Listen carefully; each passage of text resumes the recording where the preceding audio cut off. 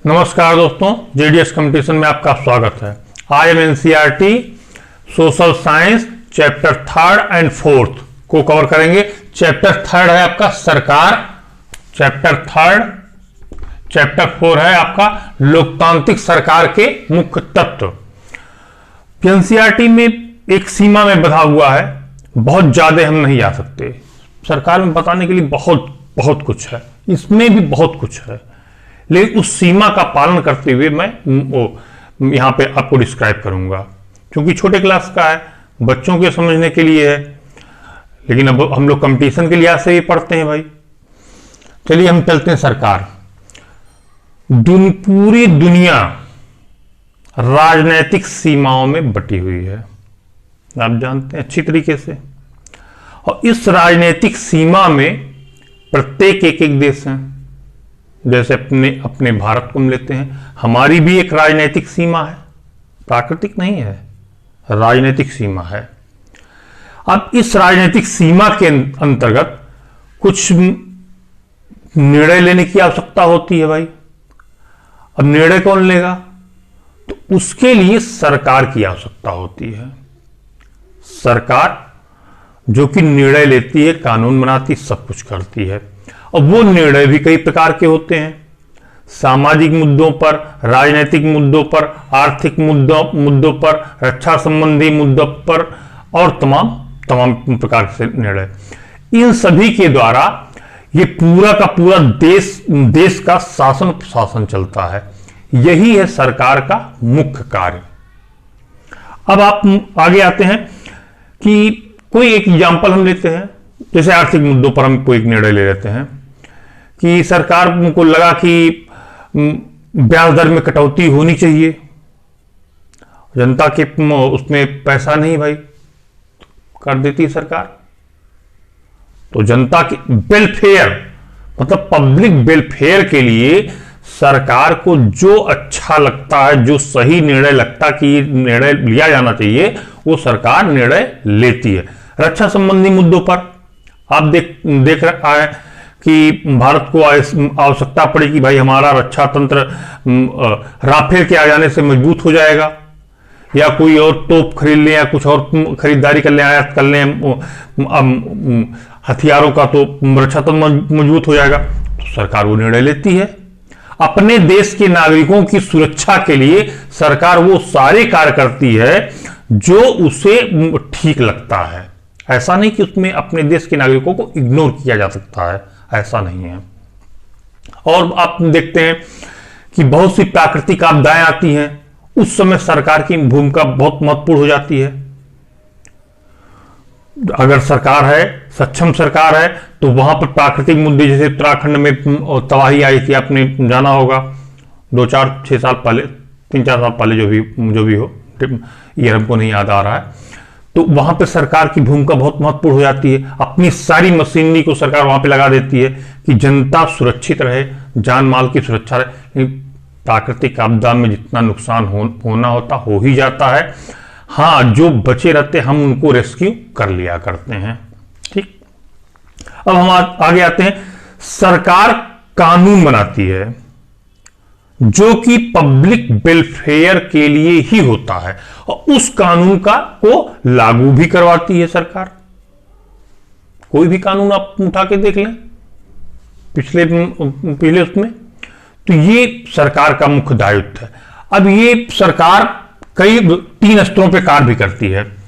कार्य 3 स्तर पर। सरकार राष्ट्रीय स्तर पर, राष्ट्रीय स्तर,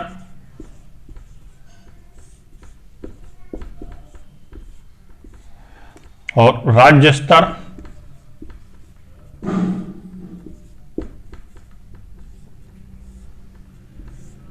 स्थानीय स्तर।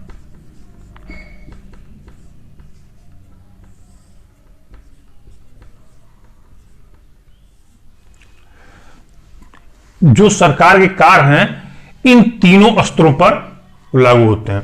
राष्ट्रीय स्तर पर आप देखते हैं सेंट्रल गवर्नमेंट है, स्टेट में स्टेट गवर्नमेंट है, स्थानीय स्तर पे हम लोग देते हैं ग्राम पंचायत, जिला पंचायत है, इसके द्वारा भी निर्णय लिए जाते, यानी ये निर्णयन का स्तर है, ये तीनों डिसीजन मेकिंग का स्तर है, यहां से डिसीजन लिए जाते हैं।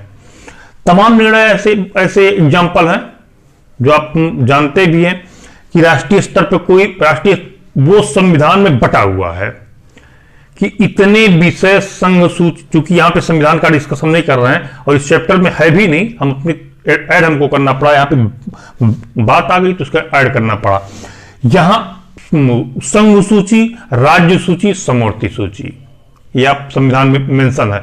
इतने मुद्दे उसमें जो मुद्दे हैं, कितने मुद्दे उसमें मेंशन है, इतने मुद्दे केंद्र सरकार के अधीन आते हैं और केंद्र सरकार ही इस पर डिसीजन लेगी, यानी वो राष्ट्रीय स्तर हो गया। राज्य स्तर पर इतने मुद्दे राज्य के उसमें आते हैं, अधीन आते हैं, वो राज्य डिसीजन लेगा। और ये कुछ उसमें स्थानीय स्तर पर भी है, अलग से दिया हुआ है, समवर्ती नहीं, उसमें स्थानीय स्तर का अलग दिया। समवर्ती सूची में जो मुद्दे हैं उसमें केंद्र और राज्य दोनों निर्णय ले सकते हैं। ये आपका बंटवारा हो गया भाई, इसको कहते हैं शक्तियों का विभाजन भी। ये आपका पूरा जो सरकार से संबंधित हल्की सी जानकारी थी, बुक में आपको दी गई थी, वो हमने यहां पर मेंशन कर दिया। अब हम आते हैं लोकतांत्रिक सरकार। हाँ, इसमें एक पॉइंट भूल गया, सरकार भी कई तरीके की होती है। एक तो हुआ यहां पर है लोकतांत्रिक सरकार, एक है राजतंत्री सरकार। लोकतांत्रिक सरकार में जनता ही खुद अपने ऊपर शासन करती है, यानी हम वोट देते हैं, हम सरकार चुनते हैं कि वो सरकार कैसा, जिसको हम अच्छा लगता है कि ये सरकार हमारे लिए बेहतर करेगी, तो वो उस सरकार, उस पार्टी को वोट दिया करते हैं। ये हुआ लोकतांत्रिक मामला। राजतंत्री में, और यहां पर जो निर्णय सरकार ने लिया भी है कभी कभी ऐसा, तो निर्णय को हम चैलेंज भी कर देते हैं। हमारे क्या स्वतंत्र न्यायपालिका है, उसके द्वारा हम सरकार की आलोचना भी कर दिया करते हैं, बहुत कुछ करते हैं। और एक हो गया राजतंत्री सरकार। राजतंत्री सरकार में राजा ही सब कुछ होता है, राजा ही जुडिशरी। अब वहां पे प्रजा का कोई मायने नहीं है, राजा पब्लिक वेलफेयर में काम करता है, लेकिन जनता को यह अधिकार नहीं कि वो राजा को हटाए। ये वहां पे यहां पे डिफरेंस हो जाया करता है। अब वर्तमान में आप देखते हैं, ये तो राजतंत्री, वर्तमान में भी इस समय राजतंत्री व्यवस्था तो लगभग पूरे विश्व में, शायद एक भूटान है वो भी लोकतंत्र की तरफ है, वो भी कोई वहां पे ऐसी बात नहीं, लेकिन राजतंत्री व्यवस्था नहीं दिखलाई पड़ रही है। लेकिन एक साम्यवादी सरकार है, इसी में साम्यवादी सरकार कहने को, दिखने को तो बहुत कुछ दिखता है कि बहुत अच्छा चल रहा है, लेकिन अंदर से है नहीं। वहां पे पार्टी सिस्टम एक दलीय व्यवस्था टाइप में है।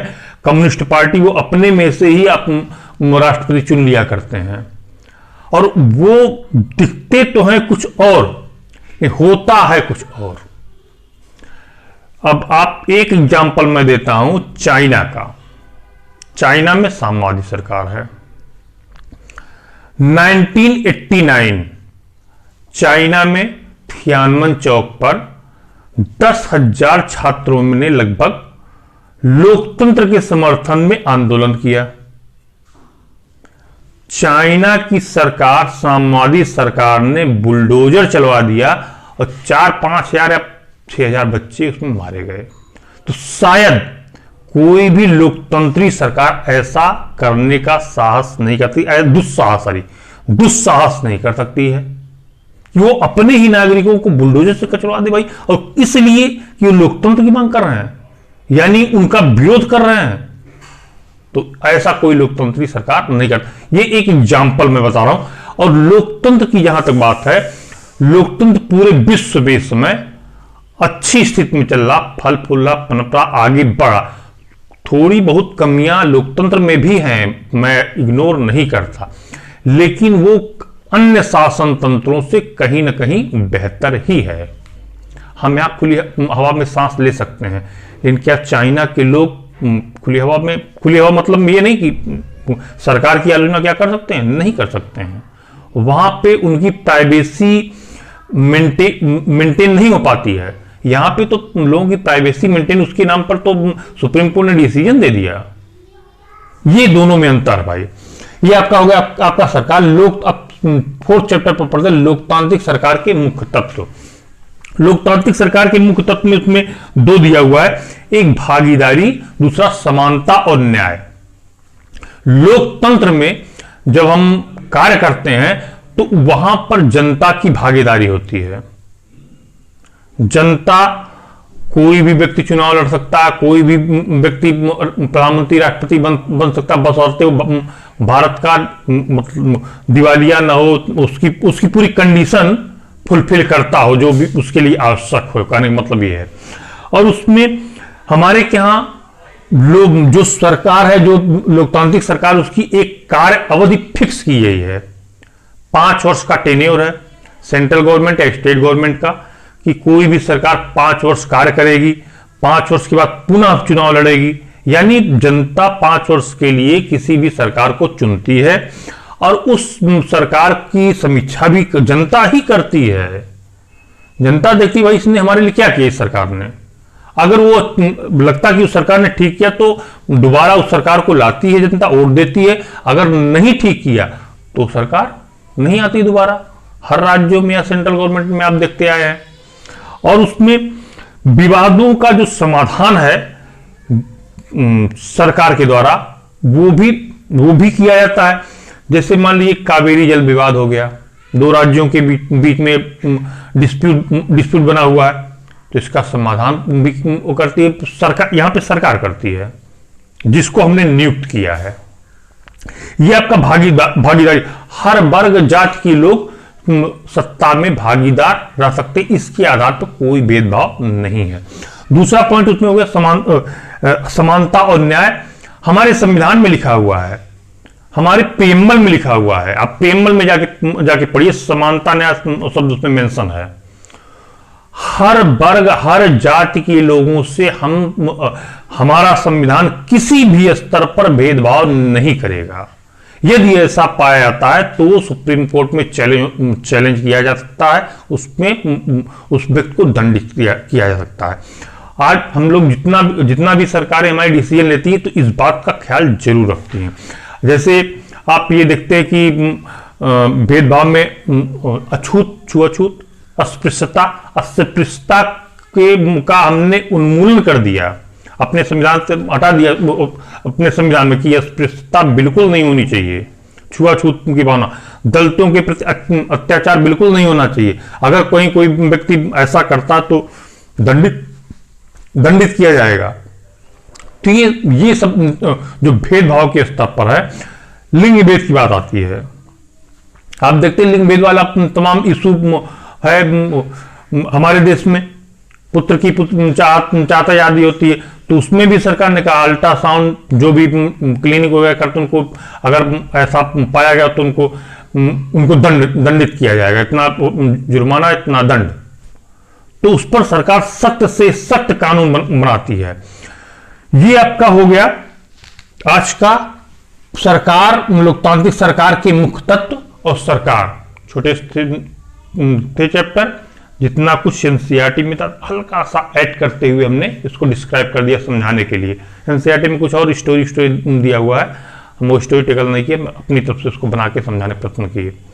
अब कल का फिर लेक्चर होगा, फिर 2 चैप्टर हम कवर करेंगे कल के लेक्चर में। नमस्कार, धन्यवाद।